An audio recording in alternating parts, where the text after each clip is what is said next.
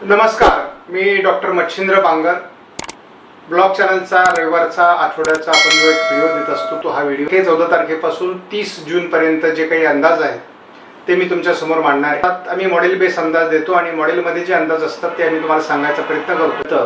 कारण शेवटी निसर्गातले जे काही बारीक गोष्टी आहेत त्यांचं निरीक्षण, स्थानिक वातावरणाचं निरीक्षण आणि मॉडेलचे आधार आणि आपला अनुभव या सगळ्या गोष्टी एकत्र करून आम्ही अंदाज सांगत असतो. आणि त्यातही काही लोकांना म्हणजे काही दुसऱ्या हवामान अभ्यासकांचे जे समर्थक आहेत ते आपले डोकं लावून मग कुठल्या तरी व्हॉट्सअप ग्रुपवर व्हायचं, तिथे काहीतरी चुकीचे कॉमेंट्स करायचे आणि ते वातावरण ग्रुपचं खराब करून टाकायचं असं पद्धतीने करतात. परंतु तुम्हाला हे माहीत नाही की आम्ही सगळे हवामान अभ्यासक एकमेकाचे मित्र आहोत आणि आमच्यामध्ये कुठलेही मतभेद नाही आहेत.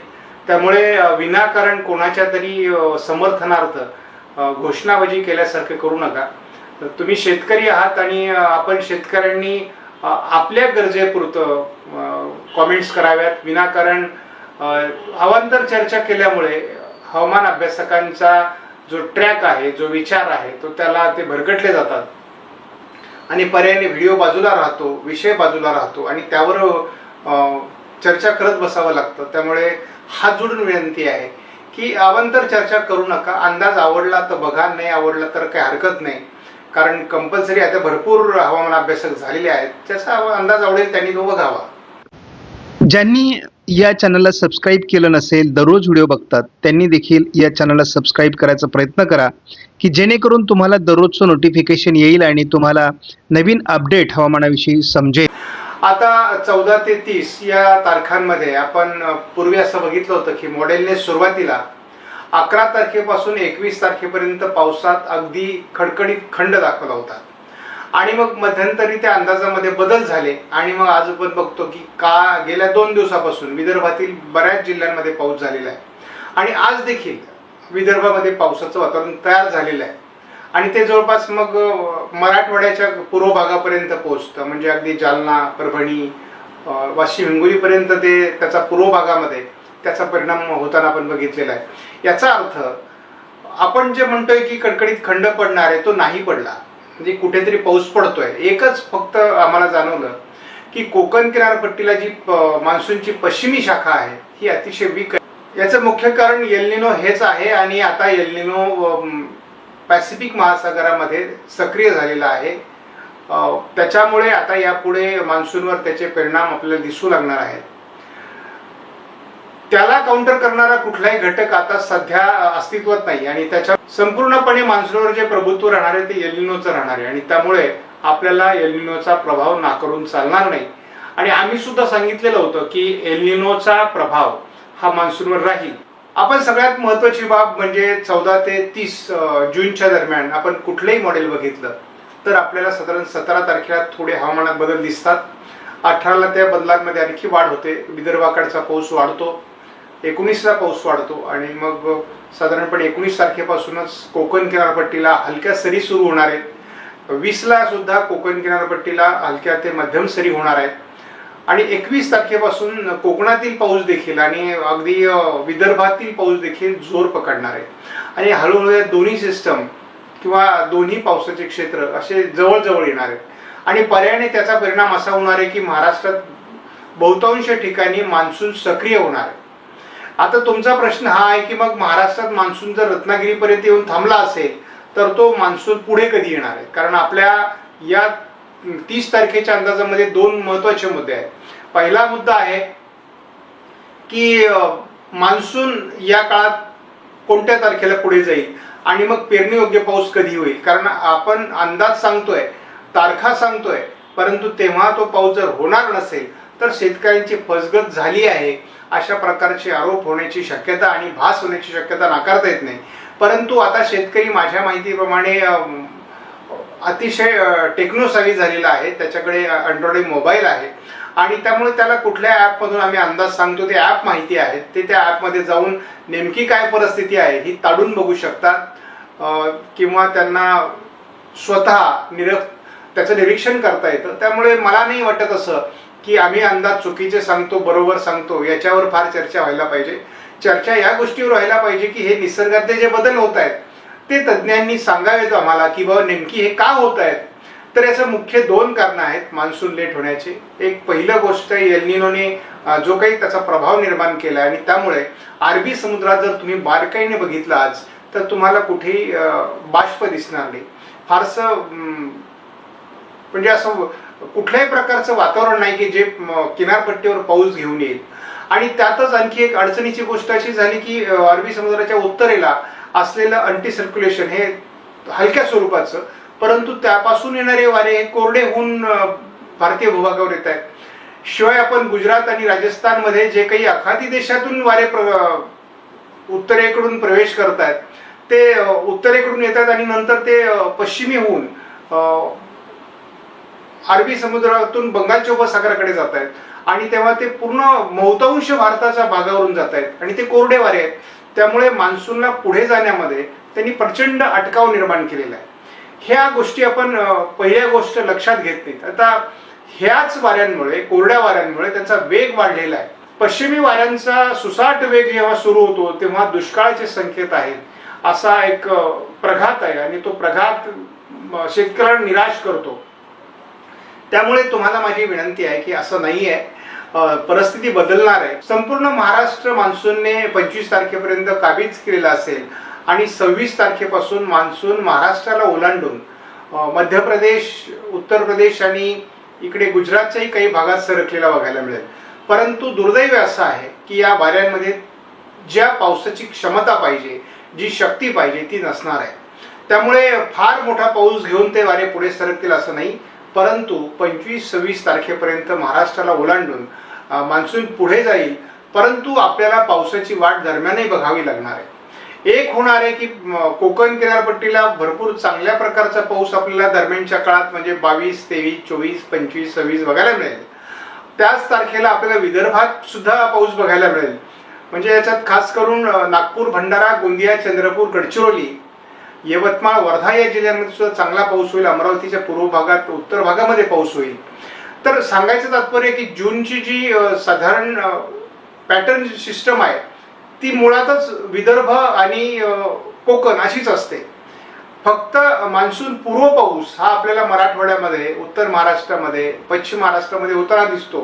परंतु एकदा मान्सून पूर्व पावसाचा कालावधी संपला आणि मान्सूनचा कालावधी सुरू झाला की मग मात्र आपल्याला कोकण आणि विदर्भामध्ये पावसाची परिस्थिती निर्माण झालेली दिसते.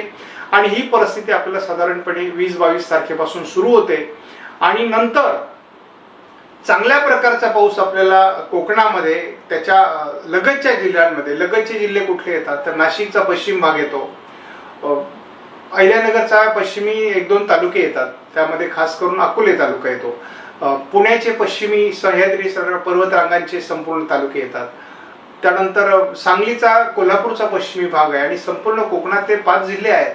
या जिल्ह्यांमध्ये पाऊस वाढणार आहे. त्याच वेळेस मी आपल्याला विदर्भातील जिल्हे सांगितले, त्यामध्ये बुलढाणा, अकोला आणि वाशिम या जिल्ह्यांमध्ये पावसाचं प्रमाण थोडं कमी राहतं. नांदेड आणि परभणीमध्ये पूर्वेला थोडा पाऊस असेल. परंतु याच काळात म्हणजे आपण जर बघितलं तर 23, 24, 25 याही जिल्ह्यांमध्ये हलकासा पाऊस होणार आहे, हलका मध्यम पाऊस होईल. जोपर्यंत आता एखादी वादळी प्रणाली बंगालच्या उपसागरात किंवा अरबी समुद्रात विकसित होत नाही आणि ती मान्सूनला ताकद देत नाही, तोपर्यंत आपल्याला महाराष्ट्रामध्ये किंवा भारतामध्ये पावसाचं प्रमाण वाढताना दिसणार नाही. मग ती कुठल्याही भागात तयार झाली, समजा आपण असं थोड्या वेळासाठी बघितलं की पश्चिम बंगालच्या दरम्यान उत्तर बंगालच्या उपसागरात ती तयार झाली, तर कमीत कमी बिहार, झारखंड, पश्चिम बंगाल, छत्तीसगडचा उत्तरेकडील भाग, मध्य प्रदेशचा काही भाग, उत्तर प्रदेशचा काही भाग या ठिकाणी जे भरपूर पाऊस होईल. जर ती विशाखापट्टणमच्या दरम्यान तयार झाली तर आपल्या विदर्भात भरपूर पाऊस होईल. जर ती गोव्याच्या दरम्यान तयार झाली तर महाराष्ट्राच्या पश्चिम महाराष्ट्र, कोकण, मध्य महाराष्ट्रात भरपूर पाऊस होईल.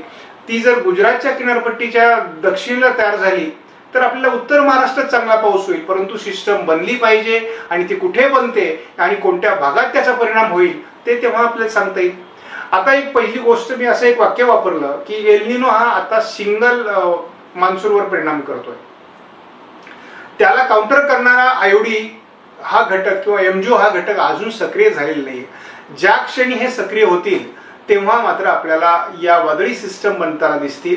खास करून आपल्याला जुलैच्या मध्यानंतर साधारण आयोडी सक्रिय होण्याची किंवा न्यूट्रल जरी असला तरी आयोडी त्याचा अस्तित्व दाखवून देईल आणि मग ह्या वादळी सिस्टम डिप्रेशन म्हणा कमी दाब तयार होतील आणि आपल्याला एक चांगल्या प्रकारचं पावसाळी वातावरण देतील. आज आपली गरज काय आहे?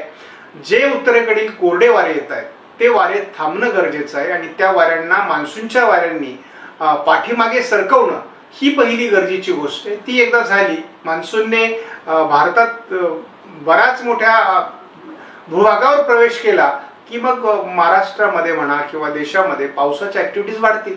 आज काय परिस्थिती आहे तुम्हाला माहिती आहे? महाराष्ट्रामध्ये फक्त 33% पाऊस पडलेला आहे. आता जून मध्ये जो पाऊस पडतो त्याच्या म्हणजे जूनच्या सरासरीच्या आणि 67% घट आहे. त्यानंतर आपण देशात जर बघितलं तर जवळपास 74% सरासरीच्या पाऊस झालेला आहे. 26% घट आहे. म्हणजे ही आज 13 तारखेपर्यंतची आपण परिस्थिती बघतो आणि जर हे मान्सून संपूर्ण भारत भूभागावर सक्रिय झाला, पावसाच्या ऍक्टिव्हिटीज वाढल्या तर ही पुढील 15 दिवसामध्ये संपूर्णपणे पलटी होणार आहे. कारण माझा गेल्या 8-10 वर्षातला अनुभवानुसार आणि निरीक्षणानुसार मी बघतो की जून मध्ये मान्सून कधी कधी लवकर पण येतो, पण मान्सून सक्रिय होण्याकरता 15 ते 20 तारीखच उजाडते आणि मग शेवटच्या 10 दिवसामध्येच जी मान्सूनची सरासरी असते ती भरून निघते. त्यामुळे मित्रांनो आम्ही म्हणजे मी असं सांगेल की डॉक्टर रामचंद्र साबळे यांनी 58% आणि मी स्वतः 97% महाराष्ट्रासाठी जो अंदाज दिलाय त्याच्यामध्ये 5% घट आम्ही गृहीत धरलेली आहे आणि त्यामुळे आम्ही अंदाजाकडे अजूनही प्रामाणिक आहोत. आमचा ह्या अंदाजाविषयी कुठली आता आमच्या मनात शंका राहिलेली आम्ही अंदाज देऊन मोकळे झालेलो आहोत. आता राहिला प्रश्न हा की हा पाऊस कधी पडणार आहे, मग आमच्या पेरण्या कधी होणार आहेत, यावर्षी पेरण्या होतील की नाही, हे जे शेतकऱ्यांच्या मनातले प्रश्न आहेत त्यासाठी. आणि बऱ्याचदा शेतकरी अशी प्रतिक्रिया देतात तुमचे रोज अंदाज बदलतात. आमचे अंदाज नाही बदलतो. आम्ही मॉडेलमध्ये जी काही परिस्थिती निर्माण झाली ती तुम्हाला सांगायचा प्रयत्न असतं, परंतु दुष्काळी परिस्थितीत पावसाचा अंदाज शोधून सांगणं एवढं सोपं आहे का? त्यामुळे मित्रांनो मी तुम्हाला विनंती करतो की संयम ठेवा. पाऊस येणार आहे, कारण तसाही पॅटर्ननुसार शेवटचे 10 दिवसच आपल्याला खऱ्या अर्थाने पाऊस मिळतो जून महिन्याचा.